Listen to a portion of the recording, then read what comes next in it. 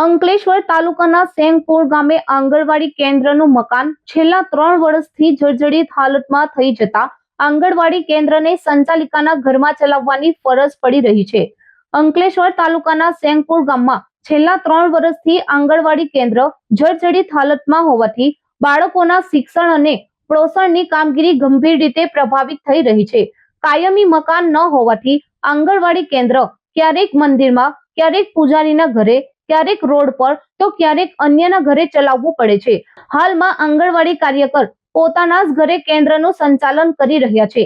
આંગણવાડી કાર્યકર શીતલબેનના જણાવ્યા અનુસાર પોતાના ઘરે પણ શુભ કે અશુભ પ્રસંગો દરમિયાન બાળકોને ભણાવવા અને જમાડવામાં ભારે મુશ્કેલીઓનો સામનો કરવો પડે છે। તેમણે આક્ષેપ કર્યો છે કે છેલ્લા 1 થી 1.5 વર્ષ પહેલા નવા આંગણવાડી કેન્દ્રને મંજૂરી મળી હોવા છતાં હજુ સુધી માત્ર ચર્ચાઓ થઈ રહી છે અને કામગીરી શરૂ કરવામાં આવી નથી। આંગણવાડીનું સ્થળ વારંવાર બદલાતું રહેતા બાળકોની હાજરી પર પણ નકારાત્મક અસર પડી રહી છે। સ્થળ બદલાવાના કારણે બાળકોની સંખ્યામાં સતત ઘટાડો નોંધાઈ રહ્યો હોવાનું સ્થાનિકો જણાવી રહ્યા છે। આ અંગે ભરૂચ જિલ્લા આઈસીડીએસ અધિકારી કાશ્મીરા બહેને ટેલિફોનિક વાતચીતમાં જણાવ્યું હતું કે સેંગપુર ગામના આંગણવાડી કેન્દ્રનું ₹2.5 લાખના ખર્ચે નવીનીકરણનું કામ મંજૂર થઈ ગયું છે। 3 વખત ટેન્ડર પ્રક્રિયા હાથ ધરાઈ હતી, પરંતુ ટેકનિકલ કારણોસર કામગીરી આગળ વધી શકી નથી।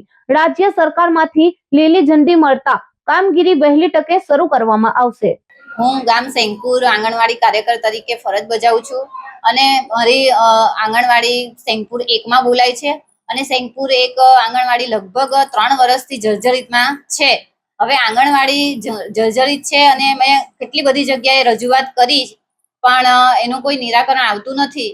1 વર્ષથી મને કહેવામાં આવે છે કે આંગણવાડી તમારું જિલ્લામાંથી લેવાઈ ગયું છે અને ટેન્ડરિંગમાં લેવાઈ ગયું છે, હવે તમારી આંગણવાડી બની જશે। પણ 1 વર્ષથી અમે આમ તેમ ભટકીને લગભગ 3 વર્ષથી મેં 3 થી 4 જગ્યા બદલી નાખી।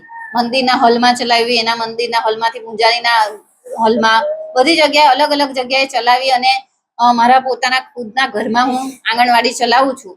અને જ્યારે મારા ખુદના ઘરમાં જ્યારે કોઈ પ્રસંગ હોય, કોઈ મહેમાન આવી ગયું હોય કે કંઈ પણ હોય ત્યારે મારે છોકરાઓને બેસાડવાની એટલી મુશ્કેલી પડે છે। મારે એ છોકરાઓને લઈને રોડ પર પણ ભણાવવું પડે છે અને તાપમાં તડકામાં છોકરાઓ અહીંયાથી ત્યાંથી અહીંયા અટવાય અને એ લોકોને ભણાવવામાં બહુ મોટી મુશ્કેલી પડે છે। અને જ્યારે જમવાનું બનાવવાનું તે પણ છોકરાઓને ઉપર બનાવે હેલ્પર, જ્યારે મારે મીટિંગ કે એમાં જવાનું હોય તો હેલ્પર બિચારા આંગણવાડીમાં ધ્યાન આપે, નાસ્તો બનાવે કે છોકરાઓને જોઈ।